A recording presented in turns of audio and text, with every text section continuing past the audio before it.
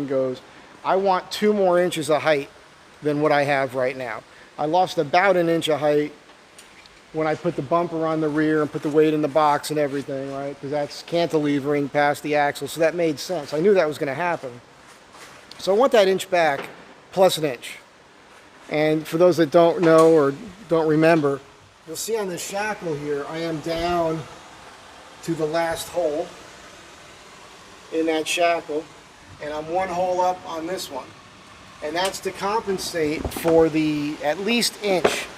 If I was guessing, I would guess about 1.25 inches is probably what it is, 1.25 inches, 1 3/8 of a lean on the driver's side of the vehicle.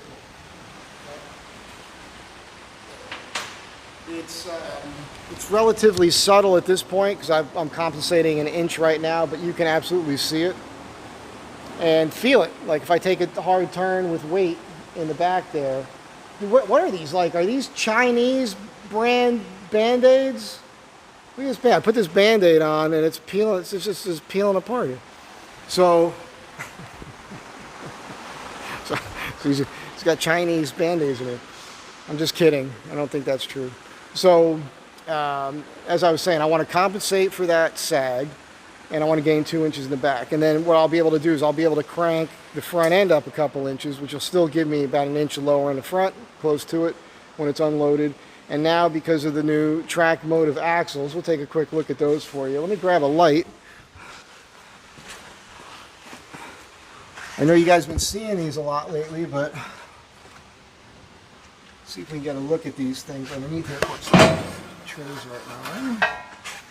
So there is the track motive axle. You can see the shaft has a wider, fatter section to it. And if you look at the angle here, it's really not that bad. So, and again, these axles are designed to work with an extreme angle.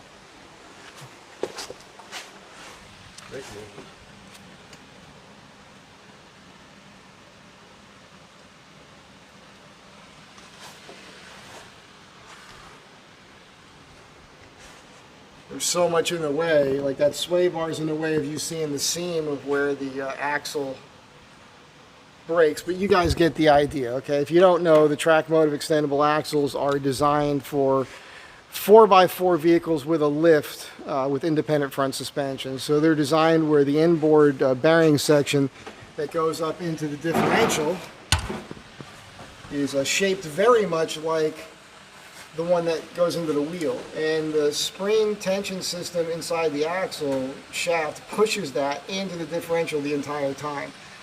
And so what that does is, because that's a shorter setup versus the standard CV axle had this big can. It was very large. There was only 3 big lobes in there. That's very limited to how far down you could go, right, with your angle. So with this, we're golden. It's actually designed to work with an extreme angle. Plus, according to Track Motive, this is all the best heavy-duty materials, steel and everything else. So it's supposed to, this is what the Toyota Tundras are running, right? And the what's the other one? The Taco, the Toyota Tacoma. These guys are running these. They're running these on some of the Jeeps, like the Jeep Liberties, things like that. Anything with independent front suspension has been running these for a while. It's proven technology. So it's very cool, and that's what we're looking for. You can see here, because the engine lift brackets, there's the oil pan. The oil pan does not hang below the cross members. Matter of fact, I'll show you something since we're here. We'll do it right in here.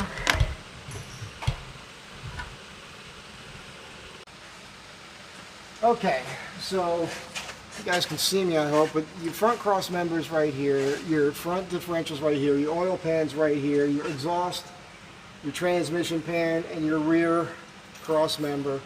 And front cross member to rear cross member. And you can see the clearance here underneath the front diff. You can see the distance here. Underneath my oil pan, I've got over 1 inch. Now, so you can do a complete straight now. You can do a straight skid plate from the front cross member to to the cross member that supports the transmission. So that's coming next, right? That's what's coming next. Now, I only have the 2-inch engine lift brackets, which Dave's no longer making. I have 3-inch body spacers. With a 3-inch body spacer, you can go with a 3-inch engine lift bracket. So if you do that, you'll have more clearance. You'll have another inch right here between the oil pan and the straight line of the two cross members. But that's just nice to have, right? Figured I'd show that to you guys now since I'm under here. I don't get to get underneath the van with a camera very often on a lift, so I'll show you what else. Let me grab a tape measure since I'm doing this. I'm going to show you what my clearances are right now with the way the van's sitting. Okay, so right here is your front cross member, and this is pretty equal to where the tires are. So from the ground, currently, if I can figure out this tape measure. You got to be kidding me with this shit. Holy cow. All right. Okay.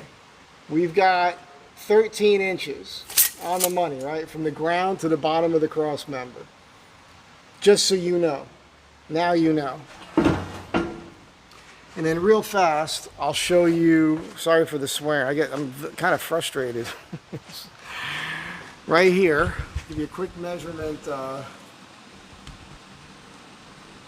the bottom of the pinch weld right here from ground level, just so you guys have an idea. This is ridiculous. This is fucking stupid. What did you do with the other ones, man? I don't know. It doesn't matter. We're going to be done by the time you find it. But so right here to the pinch weld, we have 18¼ inches. Okay?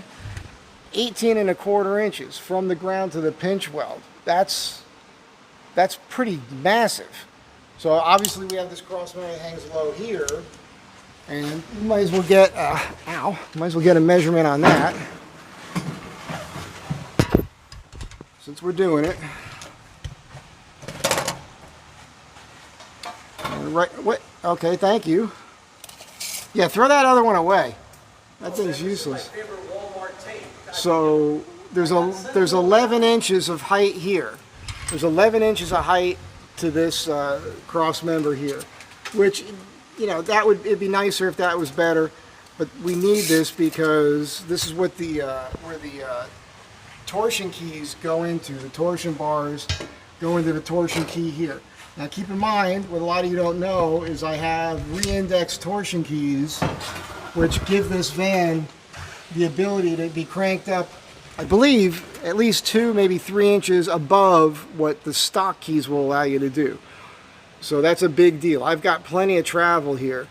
There's a chance, by the way, Dave's been looking at this. They did a build at his house a couple years ago, and they got rid of, they did a Mountaineer, no leaf springs, no coil springs. They're just using those heavy-duty struts that you see on those cars that they're racing down in Baja. They only have one on each side, and it's handling the road perfectly. So they're driving on the highway, they're driving it off-road, and it's been perfectly fine. So if we do that, give me a second. So if we do that, then theoretically we could lose this cross member, and we could go with a straight one.